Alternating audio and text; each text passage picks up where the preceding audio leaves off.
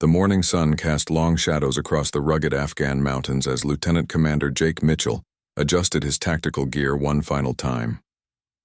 His 6-man SEAL team had been inserted into the remote valley under cover of darkness, their mission clear but dangerous.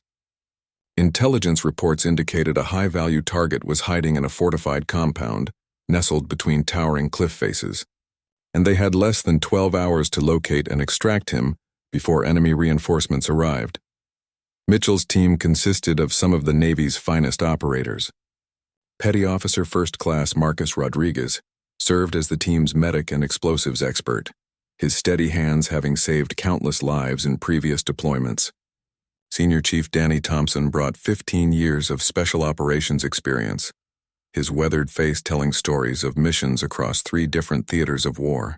Petty Officer Second Class Tyler Banks was their communications specialist, capable of maintaining contact with headquarters even in the most challenging terrain. The youngest member, Petty Officer Third Class Kevin Walsh, handled reconnaissance and was known for his exceptional marksmanship skills. Finally, Chief Petty Officer Sam Harrison rounded out the team as their heavy weapons specialist, carrying equipment that could level small buildings if necessary. The intelligence briefing had been thorough but concerning. Their target, Ahmad Nazir, was a key facilitator for a terrorist network responsible for coordinating attacks against coalition forces. He had been tracked to this remote valley after months of surveillance, but getting to him would require navigating treacherous mountain terrain while avoiding numerous enemy patrols. The compound where Nazir was believed to be hiding sat at the end of a narrow canyon, surrounded by natural barriers that made it nearly impregnable. As the team moved through the rocky landscape, Mitchell couldn't shake the feeling that something was wrong. The valley was too quiet, with none of the usual signs of wildlife or even the distant sounds of village life that typically echoed through these mountains. Rodriguez, walking point, held up his fist to signal a halt. Through hand signals, he indicated movement ahead near a cluster of boulders that provided natural cover along their planned route. Thompson moved forward to assess the situation, his experienced eyes scanning the terrain for threats. What he saw made his blood run cold. At least 20 armed fighters were positioned along the ridgeline above them, with more taking positions near the canyon entrance. The SEALs had walked into a carefully planned ambush, and their escape routes were rapidly being cut off. Mitchell made a quick decision.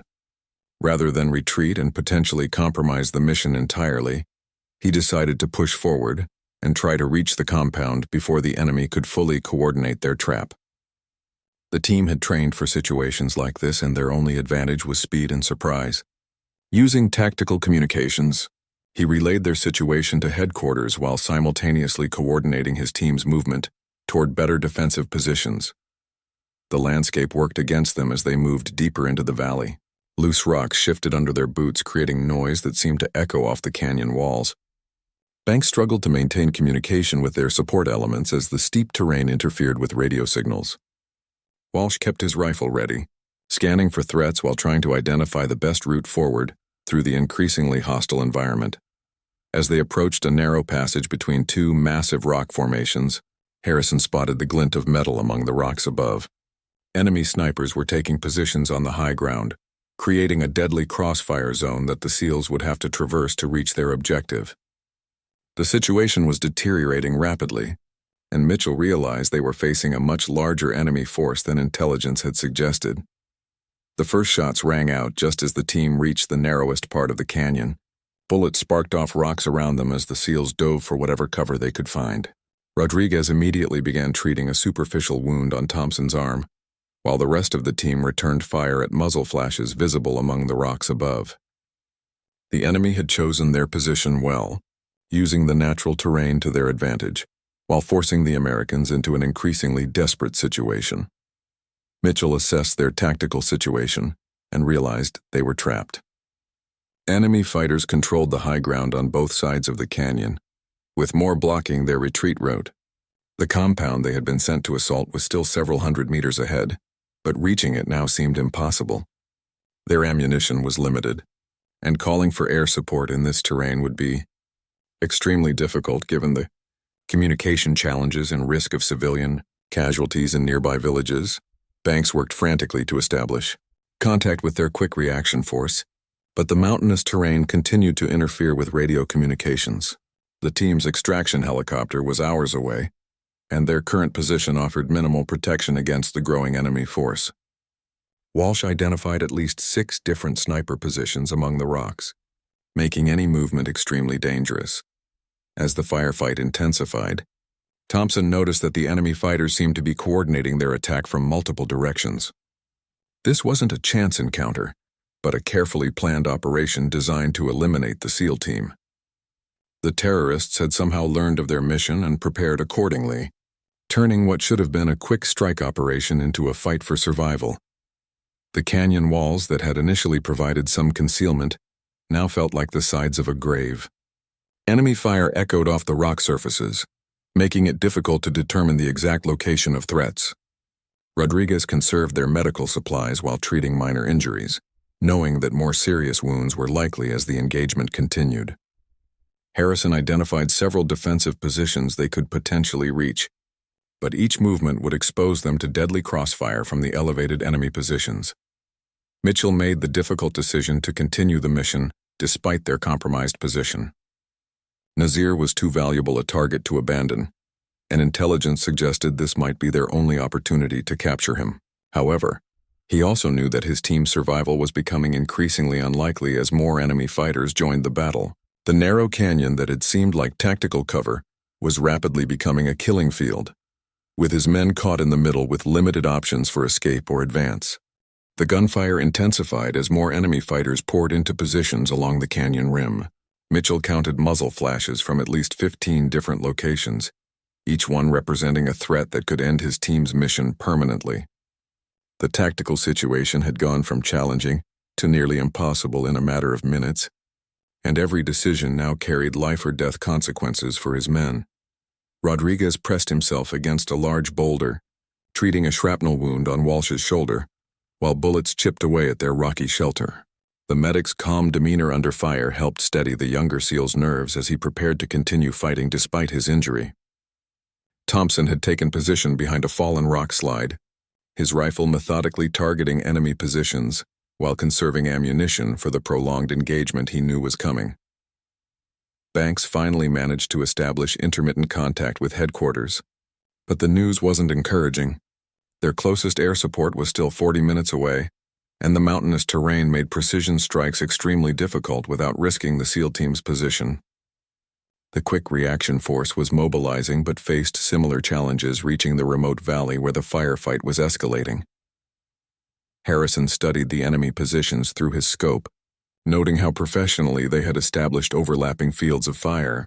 These weren't typical Taliban fighters, but well-trained operatives who understood military tactics. The ambush had been planned with careful attention to detail, suggesting that security around their mission had been compromised at some level. Someone had provided the enemy with advance warning of their approach route and timing. As the team tried to consolidate their position, Walsh spotted movement near the compound they had been sent to assault. Through his rifle scope, he could see figures evacuating the target building, likely including Nazir himself. The high-value target was slipping away while the SEALs remained pinned down by superior numbers and firepower. Mitchell made a desperate calculation. If they remained in their current position, they would eventually be overrun as enemy reinforcements continued to arrive. Their ammunition was already running low after 20 minutes of intense combat, and several team members had sustained minor injuries that would worsen their tactical effectiveness. The mission was failing, but surrendering meant certain death or capture, neither of which was acceptable for Navy SEALs. The team leader decided on an aggressive flanking maneuver that would either break them out of the trap or result in their complete destruction. He signaled Thompson and Harrison to provide covering fire while he, Rodriguez, and Walsh attempted to reach a cluster of larger rocks that offered better protection and a potential route toward the compound. Banks would remain in position to coordinate any air support that might become available. The movement began with Thompson and Harrison unleashing concentrated fire on the most threatening enemy positions. Their accurate shooting forced several snipers to take cover, creating a brief window of opportunity for the flanking element to advance. Rodriguez moved first, his medical training having taught him how to minimize exposure while crossing dangerous ground.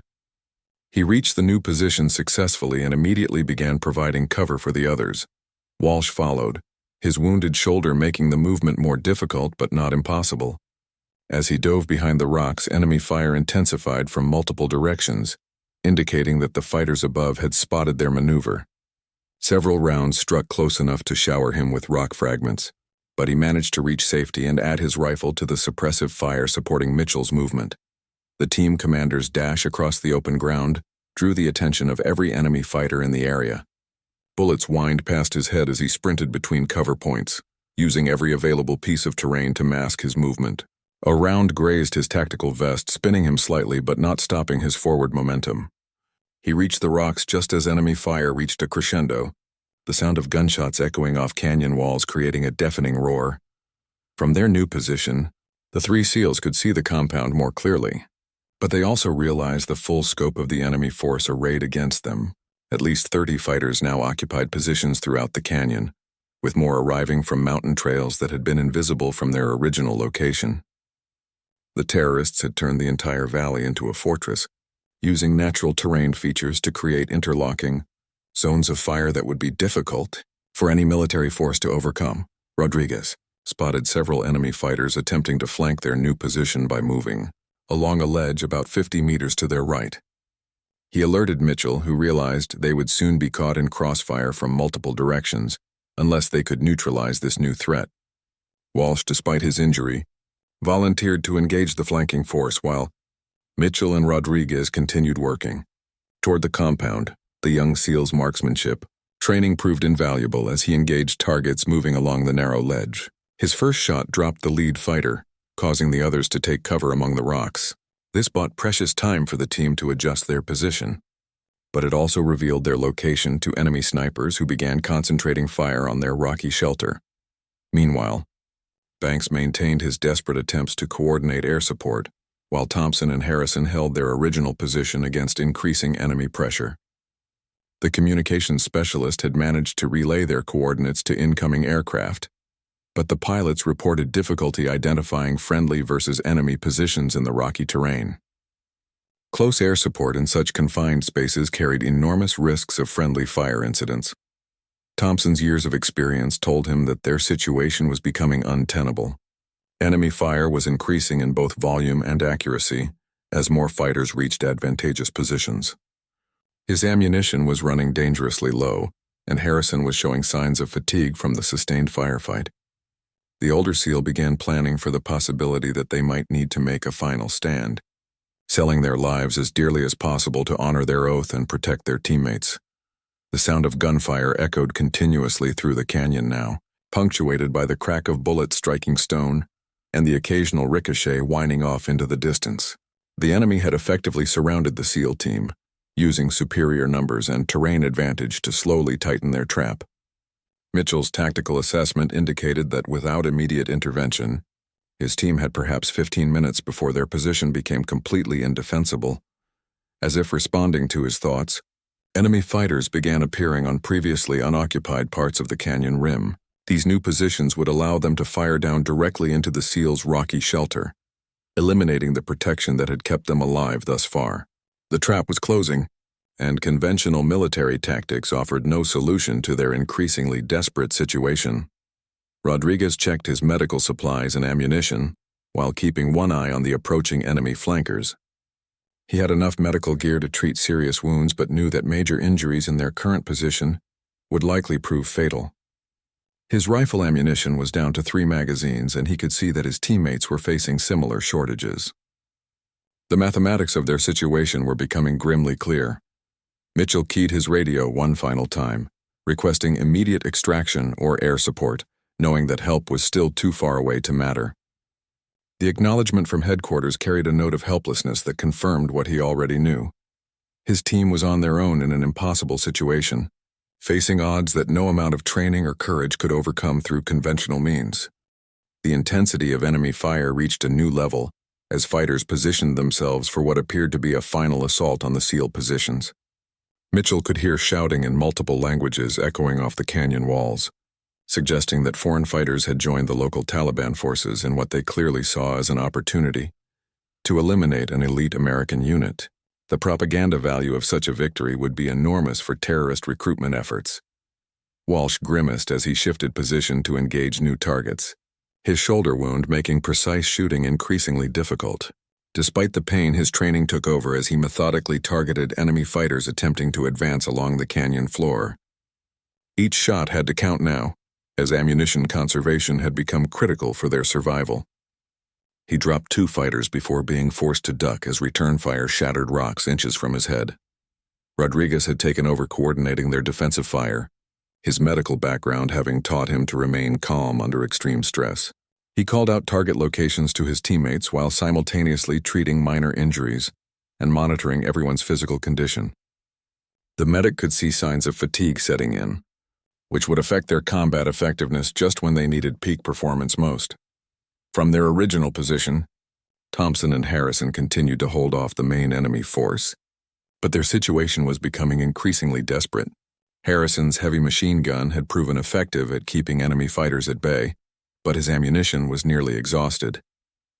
Thompson methodically engaged targets with his rifle while mentally calculating how much longer they could maintain their defensive position. Banks had finally established solid communication with the incoming air support, but the news wasn't encouraging. The pilots reported that the canyon walls made precision strikes extremely difficult, and they couldn't guarantee avoiding friendly fire given the close proximity of opposing forces.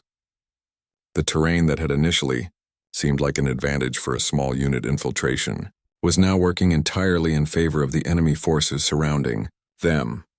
The sound of helicopters in the distance provided a momentary boost to morale, but Mitchell knew that air support alone wouldn't be enough to extract them from their current predicament. The enemy had positioned fighters in caves and crevices throughout the canyon walls, making them nearly impossible to eliminate from the air.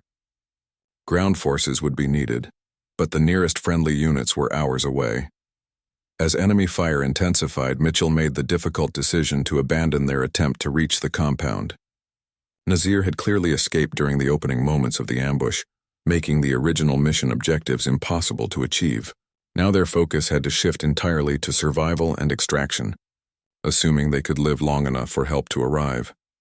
Rodriguez spotted movement in a cave entrance about 60 meters up the canyon wall, recognizing it as a perfect sniper position that would give the enemy clear shots into their defensive positions. He alerted Walsh, who swiveled his rifle toward the threat just as a muzzle flash appeared in the cave opening. The SEAL's return shot was accurate, but more fighters were visible moving through the cave system that honeycombed the canyon walls. The tactical situation continued to deteriorate as enemy forces demonstrated a level of coordination that surprised even experienced operators like Thompson. They were using military-style communication procedures and advanced positioning tactics that suggested professional training. This wasn't a random encounter with local insurgents, but a carefully planned operation involving skilled fighters who understood how to eliminate special operations forces. Harrison's machine gun fell silent as he exhausted his last belt of ammunition, significantly reducing the team's firepower, just as enemy fighters began showing more aggression in their movements. Without the suppressive effect of the heavy weapon, individual enemy fighters started advancing closer to the SEAL positions, using natural cover to move within grenade range. Mitchell assessed their remaining options and realized they were essentially non-existent. Retreat was impossible due to enemy positions blocking their exit route. Advance toward the original objective was equally impossible, given the superior enemy numbers and positioning. Their only choice was to hold their current positions and hope that air support could somehow tip the balance in their favor. The first enemy grenades began exploding near their positions, sending rock fragments flying and filling the air with dust and smoke. Rodriguez immediately began treating shrapnel wounds while trying to maintain his own defensive fire. The explosions also revealed just how close some enemy fighters had managed to advance without being detected in the rocky terrain. Walsh's ammunition ran critically, low as he engaged multiple targets simultaneously. His wounded shoulder made magazine changes awkward and slow, reducing his rate of effective fire just when the enemy was pressing their advantage most aggressively. He could see enemy fighters moving through positions that would soon allow them to attack the SEALs from multiple directions simultaneously. Banks coordinated desperately with the circling aircraft, trying to identify targets that could be engaged without risking the SEAL team. The pilots were willing to take risks to help the ground forces, but the tactical situation made precision strikes nearly impossible. Several enemy positions were within 20 meters of friendly forces, well inside the danger zone for most available ordnance. Thompson's rifle clicked empty at the worst possible moment, just as several enemy fighters made a coordinated rush toward the SEAL positions. He transitioned to his sidearm while working to reload, but the enemy had chosen their timing well. Multiple fighters were advancing from different directions, making it impossible to engage all threats simultaneously with the reduced firepower available to the team. The canyon walls seemed to close in around them as enemy fire reached a crescendo. Bullets sparked off rocks in every direction, creating a deadly storm of metal and stone fragments that made movement between positions extremely dangerous. Rodriguez had exhausted his supply of pressure bandages treating various team members' injuries, and more serious wounds seemed inevitable as the enemy tightened their grip. Mitchell keyed his radio for what he assumed would be his final transmission to headquarters. He reported their dire situation and requested that his team's families be notified that they had fought bravely until the end. The response from headquarters carried genuine emotion as the operations center realized they were about to lose an entire SEAL team in a situation where conventional rescue seemed impossible. As enemy fighters closed to within 30 meters of their position, the SEALs prepared for hand-to-hand combat that would likely mark the end of their resistance. Harrison had found a pistol and 2 magazines from a wounded teammate, giving him some limited firepower for the final moments. Walsh gripped his knife, knowing that his rifle was now more useful as a club than a precision weapon. The situation had moved beyond desperate into the realm of hopeless, with 6 elite warriors facing impossible odds in terrain that favored their enemies in every possible way. Yet even as defeat seemed certain, none of the SEALs considered surrender, their training and honor demanding that they fight to their last breath against forces seeking to destroy everything they had sworn to protect. The moment when everything seemed lost, when enemy fighters were closing in from multiple directions and the SEALs had exhausted almost all their ammunition, was interrupted by a sound that none of them initially recognized. A sharp crack echoed from somewhere high above the canyon, different from the automatic weapons fire that had been dominating the battle. The sound was followed immediately by the collapse of an enemy fighter who had been advancing on Harrison's position. Mitchell initially thought one of his team members had found a hidden reserve of ammunition, but a quick check revealed that none of his men were in position to make such a shot. The angle was wrong, and the precision required suggested a sniper with an elevated position far above the canyon floor. Another crack rang out and a second enemy fighter dropped, this one from a cave position that had been providing deadly accurate fire on the SEAL team. Thompson, despite his years of combat experience, found himself momentarily confused by this development. The shots were coming from a location that should have been impossible for friendly forces to reach, given the timeline of their mission and the enemy's control of the surrounding terrain. Yet someone was systematically engaging the fighters who posed the greatest threat to the trapped SEALs. Rodriguez paused in his treatment of Walsh's shoulder wound as he watched enemy fighters scramble for cover against this new threat. The precision of the shots and the timing of the engagement suggested a professional sniper with intimate knowledge of the tactical situation. Each shot eliminated a specific threat that had been pinning down different team members, creating opportunities for the SEALs to adjust their positions and return effective fire. The enemy's coordinated assault faltered as their fighters sought protection against the unseen marksman. Several fighters who had been advancing confidently moments before now cowered behind rocks, uncertain of where the next shot might come from.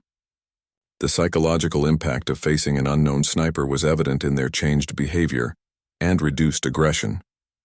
Banks attempted to raise the mysterious sniper on his radio, cycling through various frequencies in hopes of establishing communication. The silence from their unknown ally was complete, with no response to any attempts at contact. Whoever was providing support was operating independently, without apparent coordination with the SEAL team or their headquarters. Walsh took advantage of the enemy's confusion to engage targets that had been previously protected by their aggressive positioning. His wounded shoulder still hindered his movements, but the reduced enemy pressure allowed him to take more time with each shot. He managed to eliminate 2 fighters, who had been preparing to throw grenades into the SEAL positions. Harrison reloaded his recovered rifle and began methodically engaging targets. that the sniper had forced into less advantageous positions. The combination of precision sniper fire from above and accurate rifle fire from the SEALs created a devastating crossfire that caught enemy fighters in an impossible situation. Those who tried to advance faced the hidden sniper, while those who sought cover became vulnerable to the SEAL team's weapons. The sound of the sniper rifle continued at regular intervals, each shot carefully aimed and devastatingly effective. Mitchell counted at least 8 enemy fighters eliminated in the first few minutes of this unexpected support. The shots were coming from multiple positions, suggesting either an exceptionally mobile sniper or multiple marksmen working in coordination from the rocky heights above the canyon. Thompson began to recognize the tactical expertise behind the sniper support. The shots weren't random but followed a careful pattern designed to collapse the enemy's defensive positions systematically. Key leaders and heavy weapons operators were being targeted first, followed by fighters in positions that could coordinate counterattacks against the SEAL team. Rodriguez watched in amazement as enemy fighters began abandoning positions that had been nearly impregnable just minutes before. The psychological pressure of facing an invisible enemy who could strike with deadly precision from unknown locations was proving more effective than direct assault in breaking their coordinated defense. The enemy's attempts to locate and suppress the sniper proved futile as return fire aimed at suspected positions met only empty rock faces. The marksmen seemed to anticipate enemy reactions, already moving to new positions before counterfire could be effective. This level of tactical awareness suggested someone with extensive experience in mountain warfare and sniper operations. Banks finally managed to contact the circling aircraft and learned that they had no knowledge of friendly sniper teams in the area. The pilots reported no movement on the surrounding peaks that would indicate the presence of other coalition forces. The mystery of their savior's identity deepened as it became clear that no official military units were positioned to provide such support. Mitchell began planning to take advantage of the tactical shift created by the sniper's intervention. Enemy forces were now focused on protecting themselves against the elevated threat, creating opportunities for the SEAL team to either advance toward their original objective or move to more defensible positions. The compound that had been their target was now within reach as enemy fighters abandoned forward positions. Walsh spotted movement among the rocks, where the sniper fire was originating, and caught a brief glimpse of a figure in camouflage clothing. The distance and poor visibility made identification impossible, but someone was definitely positioned in the rocky outcroppings high above the canyon floor. The figure disappeared immediately after Walsh spotted it, melting back into the natural camouflage of the mountain terrain. The enemy's radio communications, previously disciplined and coordinated, now became frantic as unit leaders tried to organize a response to the sniper threat. Thompson, who understood several local languages, could hear the fear and confusion in their voices as they realized their carefully planned ambush was falling apart under pressure from an unexpected direction. Harrison moved to a new position that offered better fields of fire, taking advantage of the enemy's preoccupation with the sniper threat. From his new location, he could see that several enemy fighters were attempting to withdraw from the canyon entirely, abandoning equipment and positions as they fled toward mountain trails that led away from the battle area. Rodriguez continued treating wounds while observing the dramatic change in their tactical situation. The sniper's intervention had transformed what seemed like certain death into a potentially survivable engagement. Enemy fire had decreased dramatically as fighters focused on finding cover rather than maintaining offensive pressure against the SEAL team. The precision and timing of the sniper support suggested someone with detailed knowledge of special operations tactics and enemy behavior patterns. Each shot was placed not just to eliminate threats but to create maximum psychological impact on the remaining enemy forces. This level of tactical sophistication indicated professional military training at the highest levels. As the enemy position continued to collapse under the combined pressure of sniper fire and SEAL team resistance, Mitchell began to believe that survival was possible. The mysterious marksman had appeared at the exact moment when defeat seemed certain, turning the tide of battle through skill, precision, and perfect timing that seemed almost too fortunate to be mere coincidence. With enemy resistance crumbling under the mysterious sniper's deadly accurate fire, Mitchell made the tactical decision to advance toward the original objective. The compound that had seemed impossibly out of reach now offered potential shelter and better defensive positions if they could reach it before enemy forces regrouped. The window of opportunity created by their unknown ally might be brief, and the SEAL commander was determined to exploit it fully.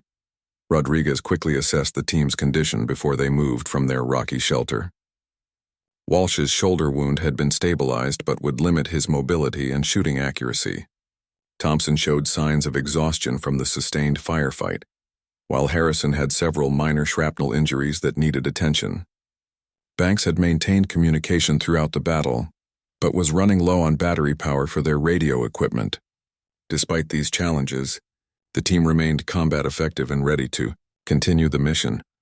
The movement toward the compound required crossing approximately 200 meters of open ground that had been a killing zone just minutes earlier. Now, with enemy snipers either eliminated or suppressed by the unknown marksman, the terrain looked manageable if they moved quickly and maintained proper tactical spacing. Mitchell signaled for the advance, with Rodriguez taking point while the others provided overwatch and security. As they moved across the rocky ground, the sniper fire continued from above, methodically eliminating enemy fighters who attempted to reposition or engage the advancing SEALs. The shots came from different locations now, confirming that their supporter was highly mobile and intimately familiar with the mountain terrain. Each shot seemed perfectly timed to eliminate threats just as they developed, suggesting someone who could anticipate enemy movements with uncanny accuracy. Thompson noticed that the sniper was using what sounded like a high-powered rifle, possibly a .338 Lapua, or similar long-range precision weapon. The ballistic performance and accuracy at extreme range indicated military-grade equipment and professional-level marksmanship training. This wasn't some local hunter who had stumbled onto their firefight, but a skilled operator with access to sophisticated weapons and ammunition. Walsh struggled with his wounded shoulder as they advanced, but the reduced enemy pressure allowed him to maintain pace with the team. He kept his rifle ready despite the pain, scanning for threats while also trying to spot their mysterious benefactor among the rocks above. The sniper's position discipline was impressive, with no visible signatures that would reveal location or movement between shooting positions. Banks maintained radio contact with their air support, updating the pilots on their movement while trying to coordinate potential extraction options. The aircraft continued circling overhead, but the pilots remained unable to identify the source of the sniper fire that was systematically dismantling enemy resistance. The mysterious marksman operated with complete stealth, invisible even to thermal imaging and advanced surveillance equipment. As they reached the halfway point to the compound, Rodriguez spotted several enemy fighters attempting to flank their movement through a series of connected caves in the canyon wall. Before he could even alert the team to this new threat, precise sniper fire eliminated two of the fighters and forced the others to retreat deeper into the cave system. The timing was so perfect that it seemed their unknown ally could read their minds. Harrison took advantage of a brief pause in their advance to observe the enemy's behavior patterns. The remaining fighters were clearly demoralized and confused, their earlier confidence completely shattered by the appearance of an enemy they couldn't see or effectively engage. Several groups had abandoned their positions entirely, retreating toward mountain passes that led away from the valley. The sound of helicopters grew louder as their quick reaction force approached, but Mitchell knew that conventional extraction would still be difficult, given the terrain and remaining enemy presence. The compound ahead offered the best option for a defensive position where they could await pickup. Assuming they could reach it before enemy forces regrouped or reinforcements arrived from other areas, Rodriguez reached the compound's outer perimeter and immediately began checking for booby traps or defensive positions. The structure had been hastily abandoned, with evidence of recent occupation but no signs of prepared defenses. Personal items scattered around suggested that the evacuation had been rushed, possibly triggered by the SEAL team's approach or the subsequent firefight. As the team consolidated around the compound, Walsh finally got a clear view of one of the sniper positions high above them. Through his rifle scope, he could see a figure in advanced camouflage moving between rock formations with the fluid grace of an expert mountaineer. The person appeared to be operating alone, carrying what looked like a sophisticated sniper rifle system along with minimal support equipment. Banks established a secure communication post within the compound's main building, while Mitchell organized the team's defensive positions. The structure offered good fields of fire in multiple directions, while providing protection against small arms fire and fragmentation. From here, they could hold out until extraction arrived or continue their original mission, if circumstances permitted. Thompson took position at a window, overlooking their approach route, and was amazed to see the systematic destruction of enemy positions continuing from above. The sniper had eliminated at least 15 enemy fighters since first opening fire. Each shot placed with surgical precision at ranges that exceeded the capabilities of most military marksmen. This level of skill suggested someone operating at the very pinnacle of the sniper profession. The enemy's radio traffic, monitored by Banks through their communication equipment, revealed growing panic among the remaining fighters. Unit leaders were ordering general withdrawal from the valley, recognizing that their ambush had been turned into a tactical disaster by the intervention of an unknown force. Several groups were already retreating toward Pakistan, abandoning equipment and wounded comrades in their haste to escape. Rodriguez completed his medical assessment of the team's condition and determined that everyone remained combat effective despite various minor injuries. Walsh's shoulder wound required proper medical attention but wasn't immediately life-threatening. The team had consumed most of their ammunition during the initial firefight, but weapons recovered from eliminated enemy fighters provided additional firepower if needed. Harrison spotted movement in the compound's rear sections and discovered evidence that their original target, Ahmad Nazir, had indeed been present recently. Documents and electronic equipment suggested this had been a significant operational center, not just a temporary hideout. The intelligence value of materials left behind could be substantial if they had time to conduct a proper site exploitation. As the immediate threat subsided, Mitchell began attempting to establish communication with their mysterious benefactor. He tried various radio frequencies and even used visual signals but received no response. The sniper continued operating independently, maintaining overwatch on the SEAL team's position while methodically eliminating any remaining enemy threats. In the surrounding area, the sound of approaching helicopters indicated that extraction was becoming possible. But Mitchell found himself reluctant to leave without at least attempting to identify the person who had saved their lives. The sniper's intervention had been so timely and effective that it seemed like divine intervention, appearing exactly when hope seemed lost and providing support with almost supernatural precision and timing. Banks received confirmation that the quick reaction force was approaching the valley and would be ready for extraction within 15 minutes. The pilots reported that most enemy forces appeared to be withdrawing from the area, with only scattered resistance remaining in the immediate vicinity of the compound. The mysterious sniper had single-handedly transformed a catastrophic tactical situation into a successful mission outcome. The approaching helicopters brought both relief and frustration to Mitchell as he realized their extraction window was opening, just as the mystery of their savior remained unsolved. The sniper fire had ceased as enemy forces completed their withdrawal from the immediate area, leaving an eerie silence that contrasted sharply with the intense firefight that had raged just an hour earlier. The sudden quiet felt almost unnatural after the chaos and violence of their near-death experience. Walsh maintained his observation of the elevated positions where the sniper had been operating, hoping to catch another glimpse of the person who had saved their lives. Through his scope, he could see evidence of multiple shooting positions among the rocks, each one carefully chosen to provide optimal fields of fire while remaining concealed from enemy observation. The tactical expertise required to select and utilize such positions spoke to years of specialized training and combat experience. Rodriguez completed his documentation of the team's injuries while Banks gathered intelligence materials from the compound. The abandoned facility contained significant amounts of documentation, electronic devices, and communications equipment that would provide valuable intelligence about terrorist networks operating in the region. Their original mission objective had been achieved indirectly, even though Nazir himself had escaped during the initial chaos.